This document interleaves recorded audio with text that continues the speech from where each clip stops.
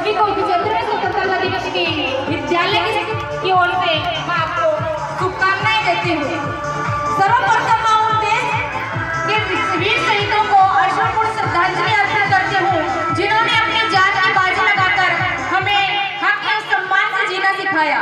नमन उन वीरों को, नमन उन शहीदों को, नमन उन वीरों को, नमन उन शहीदों को, नमन उन वीर सपूतों को, नमन है इस मातृभूमि को, नमन है इस मातृभूमि को, नमन है इस प्यारे वतन को, नमन है इस प्यारे वतन को। जैसा कि हम सबको पता है, हम सभी जानते हैं कि आज आजादी को 75वां वर्षगांठ मनाने जा रहे हैं, जो कि पूरे भारत देश में बड़े ही जोर शोर से हर्षोल्लास से मनाया जा रहा है।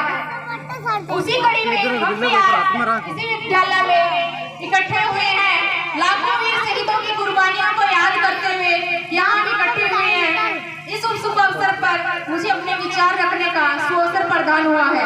वैसे तो हमारा देश 15 अगस्त 1947 को आजाद हो गया था, लेकिन फिर भी हम स्वतंत्र नहीं थे, क्योंकि यहाँ के सारे कानून कायदे ऐसे जालिमों के हाथ में थे जो हिंदुस्तानियों को घुट-घुट कर जीने के लिए मजबूर कर दिया था। लेकिन हमारे हिंदुस्तानी उन वीर सपूतों को इस प्रकार घुट-घुट कर जीना मंजूर नहीं था, कतई मंजूर नहीं था हमारे उन वीर सपूतों को घुट-घुट कर जीने के लिए। इसलिए उन्होंने उन जालिमों से संघर्ष करके एक नया संविधान बनाया, जिसको बनाने में 2 वर्ष 11 माह 18 दिन लगे, और उस कानून को 26 जनवरी 1950 पर पूरे भारतवर्ष में लागू कर दिया, जिसकी बदौलत हर हिंदुस्तानी को स्वतंत्र से सम्मान से जीने का हक मिला है।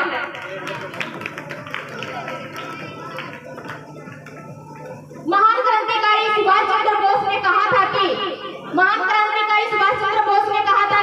हमारे विद्यालय, हमारे बलिदान और मेहनत से जो स्वतंत्रता हमें मिलती है, उसे हम अपने सामर्थ्य से ही बांध कर रखना चाहते हैं। एक महान और क्रांतिकारी हुए हैं, उन्होंने भी एक बात कही है, ये बात बिल्कुल सत्य है। अपने प्राण देकर जिन्होंने आजादी की कीमत चुकाई है, वही आजादी के असली मूल्य को जानते हैं। ये बात कड़वी है, मगर सच्चाई यही है कि आजादी का मूल्य समझना तो दूर, अपनी आजादी का नाजायज फायदा उठाकर देश को खंड-खंड करने पर तुले हुए हैं।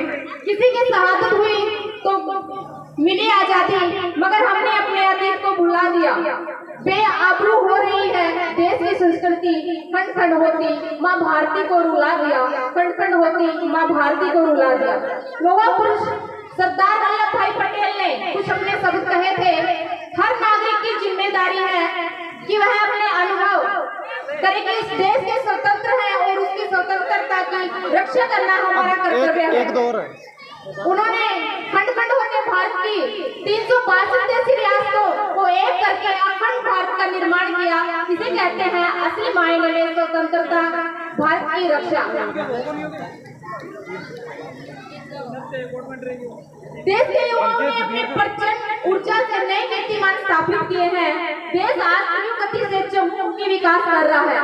आत्मगौरव सम्मान का भाव लेकर देश आगे बढ़ रहा है। पद सदा हमने चुना हुआ है, विश्व जिसमें भला है, विश्व का जिसमें भला है। मगर इस विकास की चकाचौंध में आज हमने अपने अतीत को भुला दिया है। हम लोग यह भूल गए हैं कि हमारे देश में किसी जाति मजहब से ऊपर उठकर आजादी से लोहा लिया है। उनका सपना था हम भारतवासी एक हैं और आजादी के बाद भारतीयों की एकता अखंडता होगी, इंसानियत ही हमारा मजहब होगा। मगर आज हम अपने स्वार्थी और सांप्रदायिक जिद के कारण खंड-खंड हो रहे भारत का कहाँ हमारे सूरवीरों की मातृभूमि के लिए महान सोच थी, और कहाँ हम जो जाति मजहब भाषा में अपने हिंदुस्तान को बांट रहे हैं। जाग उठो अरे हिंदुस्तानी, जाग उठो अरे हिंदुस्तानी, शेर बन दहाड़ मारो, शेर बन दहाड़ मारो, कर दो सफाया उन जालिमों का, कर दो सफाया उन जालिमों का जो आतंक फैलाते हैं। अब मैं थोड़ा सा हमारे समाज के बारे में बताना चाहूंगी।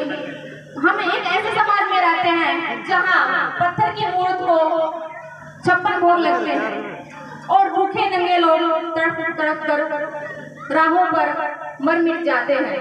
मजदूर को मजदूर समझिए, मजदूर को मजदूर समझिए, मजदूर को मजदूर समझिए, मजबूर नहीं। गरीब को काम दीजिए, दान नहीं। गरीब को काम दीजिए, दान नहीं। अगर दान देने के इच्छुक हैं तो रकत दान दीजिए। अगर दान देने के इच्छुक हैं तो रकत दान दीजिए। मरने के बाद अपने अंग दान कीजिए। मरने के बाद अपने अंग दान दीजिए। यही सच्ची देशभक्ति और सच्चा राष्ट्र प्रेम है। इन्हीं शब्दों के साथ मैं अपने शब्दों को विराम देती हूँ। जय हिंद, जय भारत। सभी मेरे साथ में एक बार फिर से भारत माता का नारा लगाएंगे। भारत माता की, भारत माता की, वंदे वंदे। सारे जहां से अच्छा, सारे जहां से अच्छा। भारत माता की, भारत माता की। आगे की प्रस्तुति के लिए मैं बुलाना चाहूंगी हंसराज जी।